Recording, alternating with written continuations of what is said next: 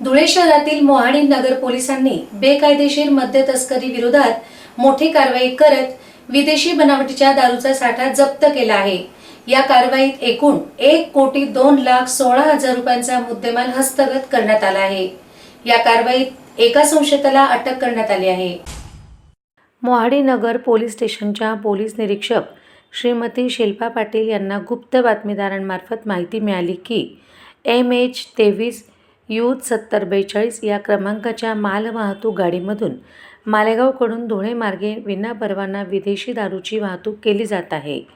ही माहिती त्यांनी तात्काळ पोलीस अधीक्षक श्रीकांत देवरे, अप्पर पोलीस अधीक्षक अजय देवरे, उपविभागीय पोलीस अधिकारी धुळे शहर राजकुमार उपासे यांना कळवून त्यांच्या मार्गदर्शनाखाली कारवाईचे नियोजन केले होते। पोलिसांनी पकडलेली माल मोटर मोहाडी नगर पोलीस ठाण्यात आणली। झडती घेतली असता झडती दरम्यान माल मोटारीतून गोवा विस्की नावाच्या विदेशी दारूचे 1,500 खोके आढळून आले। प्रत्येक खोक्यात 48 बाटल्या असून त्यांची प्रत्येकी किंमत 128 रुपये आहे। यामुळे पोलिसांना या कारवाईत जवळपास 92,16,00,000 रुपयांची केवळ दारू सापडली आहे। याबाबतच पोलिसांनी 10 लाख रुपये किमतीची मालमोटर असा एकूण 1,02,16,00,000 रुपयांचा मुद्देमाल जप्त केला आहे। या प्रकरणी मोहाडी नगर पोलीस ठाण्यात महाराष्ट्र दारूबंदी कायदा अंतर्गत गुन्हा दाखल करण्यात आला असून आरोपीला अटक करण्यात आली आहे। 18 जानेवारी 2026 रोजी मोहाडी पोलीस स्टेशन येथे गोपनीय बातमीदाराकडून माहिती मिळाली की मालेगावकडून धुळ्याकडे एक ट्रक येत आहे, ज्यामध्ये विदेशी मद्यसाठा आहे।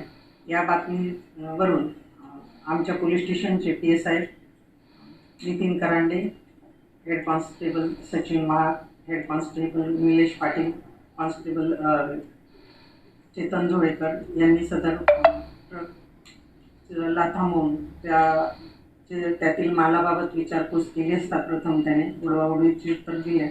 ड्रायव्हर आणि गाडीची पोलीस स्टेशन यांना आवारात आणून झडती घेता त्यामध्ये 92,16,00,000 इतका मुद्देमाल विदेशी गोवा विस्की या नावाची विदेशी दारू मिळून आलेली आहे।